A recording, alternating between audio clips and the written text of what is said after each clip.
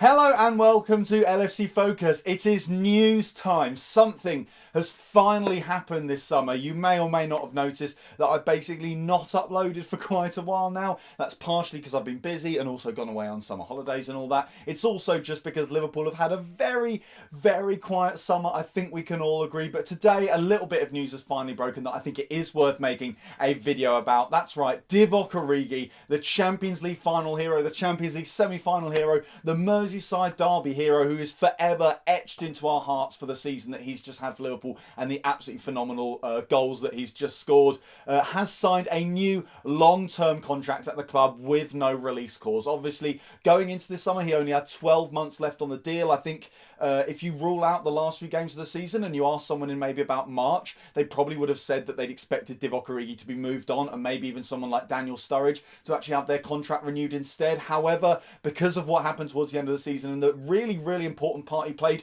not just in terms of those iconic goals as well, but the way he played for the team, I think because of those amazing moments when he put the ball in the back of the net in such crucial situations, people forget how well he actually played up to that point. I think especially the second half of the season when he was occasionally used in that left wing role as well, I thought he was absolutely fantastic. He offered something that a lot of our forwards didn't, and obviously he's a brilliant super sub as well. He just changes the dynamic of our forward line, and when we just need to throw the ball forward and we need someone big in the box to try and win headers and try and make chaotic things happen, Divock Origi is a brilliant player to have for those kind of situations. So I'm so glad he has signed a new contract at the club. It seems Jurgen Klopp certainly is as well. If you read his interview on the Liverpool website, he is not half waxing lyrical about Divock Origi. He talks quite a lot about when Origi first arrived at the club and when he first got to actually work with him and use him as a striker, and he was like, this is an amazing player. You know, the potential he's got, the way he's already developing, the speed at which he is just getting better and better. And obviously, as we all know, he has sustained that injury against Everton, which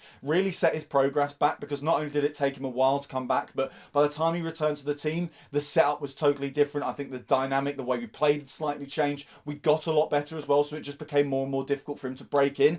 But I think last season, the fact that he scored those pivotal goals and the fact that he offers something different and high quality to our forward line means he's managed to work his way back in. You know, the way Jurgen Klopp's been talking, he's talking as if it's like, you know, this is the best Divock Origi he's seen since he first arrived at the club. And he mentions a lot what he's seen in training. It's not just what he gets in the games, it's what he's actually seen on the training pitch and how Origi's been willing to learn. And he said that while the left wing role isn't necessarily Divock's natural position, he adapted to it really well. And then later on in training, he looked at him and thought, okay, now he's a proper number 9. Now we can once again put him back into that centre forward role where, as we all saw, he flourished against Barcelona and in the last half hour of the Champions League final as well. So I'm made up that Divock Origi signed. I'm made up as well that they did the contract signing pictures with the European Cup next to him. I think we should do that with just everything, not even just with contracts and stuff like that. Just whenever players show up at the door in the morning, just get them to all to have a little picture with the European Cup in the window or something like that. Really rub it in. You know, it's only the 6th time we've ever had it, so make a big deal out of it. We are European champions, in case you didn't forget, and I want Liverpool to be as unbearable as we possibly can be with that. So yeah, Divock Origi, Champions League final hero, has re-signed with Liverpool. It's not said how long the deal is. I imagine, you know, probably 4 or 5 years. It says long term, so it's going to be at least more than 3, I imagine. And then there's no release clause as well, which is a positive, because, you know, who knows, he could actually really kick on. We know the lad's got potential. He's still only 24, and some players are late bloomers, especially ones who've suffered a difficult injury in a difficult period in their career like he has done. And it really does feel like he's starting to kick on and is becoming a valuable member of maybe not Liverpool's starting 11, but certainly the squad. I think he's going to be so important going forward, especially when you consider how we're planning to go about our transfer business this summer, which I will get onto slightly later. But first of all, I just want to talk about the other little bit of news that has come out over the last couple of days. It is regarding Shaqiri, who unfortunately has returned to Melwood with an injury. You know, at first, when he was announced as returning for pre-season training, this wasn't really mentioned. I think it's gradually become clear as he's gone through those preliminary tests before they actually start training that the injury he sustained in the Nations League is still bugging him. It's some sort of calf tear or something like that. So essentially, he's not going to be playing any pre-season games anytime soon. He's going to miss the Tour of America and actually stay at Melwood to continue his rehabilitation. So there's definitely food for thought there. I think Jurgen Klopp may have to slightly rethink his plans, just because obviously, Salah has still got 3 weeks or so before he comes back, because he has now been knocked out of AFCON. Firmino's the same. Brazil went all the way in Copa America, so another 3 weeks or so for him. Mane's still in AFCON, so he could only, if he gets that 3-week break, I'm pretty sure he comes back either during the week or on the weekend of the season opener against Norwich. So we're in a little bit of a situation there where it's not just about how late the players come back, but also the fact that we're going to be missing players for pre-season.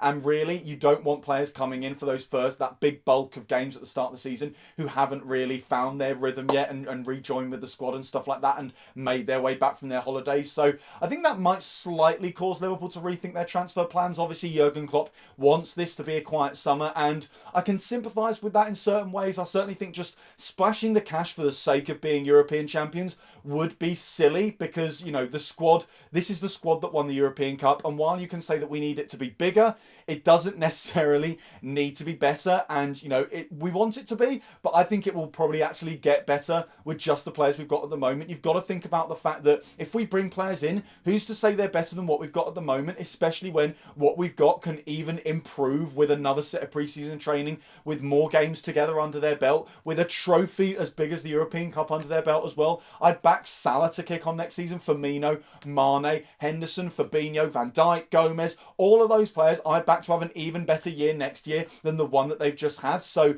it becomes almost impossible to find players that are actually going to challenge them. So I think really what we can only be looking for is squad options, which I think is why Jurgen Klopp is open to a versatile forward coming in, but apparently only one that would cost 20 million or less, according to the Mirror. And obviously, everyone's up in arms because all the price tags that have been touted for people we've supposedly been linked with, like Nicolas Pepe and like Ousmane Dembele and even Phil Coutinho as well, are way above that price bracket. But you've just got to look at players like Xherdan Shaqiri, who we got for 13 million quid, and realise that actually bargains are still out there, especially when you're as good at finding them as Liverpool are. I'd back our analytics to be able to find a player as good as the ones I've just mentioned, but for a lower price, because they haven't yet hit that moment in their career, and they will end up hitting that moment in their career at Liverpool rather than doing it beforehand, and therefore costing 400% of what they would have cost before they kind of had their big break. So if we sign anyone, regardless of how much they cost, I'm going to get excited.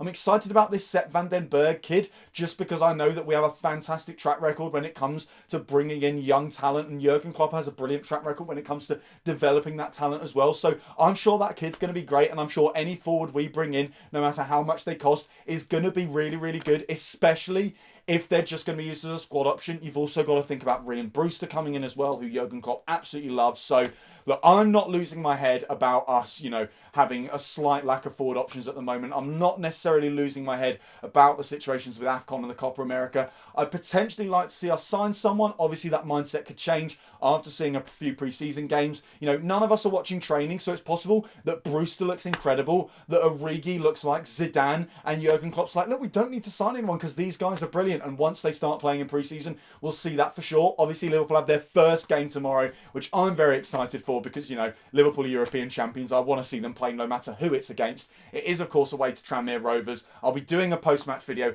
after that as well. Hopefully now I'm going to be back in the usual rhythm of doing videos. I mean, the issue I have had this summer is essentially the fact that there isn't really much to talk about. So let me know down in the comments below what you guys would rather see, because I can do something that's closer to daily updates, but the videos will probably be a bit shorter, and the news might be a little bit less exciting. So I can do that, or I can do what I'm kind of trying to do at the moment, which is to not have so many videos, but when I do upload, it's a bit longer and a bit in depth. Let me know what kind of content you guys prefer. Please, preferably not both, because I'd rather not do, 5-minute videos every day, and then, every other day also do 20 minutes of a huge transfer reaction and stuff like that. But if you really want it, I'll give it a go. But yeah, let me know what you guys want from the channel this summer down in the comments below. Apart from that, I thank you very much for watching. Don't forget to like this video if you enjoyed it. Hit that subscribe button there if you're new around here. Check out some of the other videos that I've put out in the past. Don't forget to follow at LFC Focus TV on Twitter, and I'll be back tomorrow after we play Tranmere Rovers in our first pre-season game of the season. Until then, bye for now.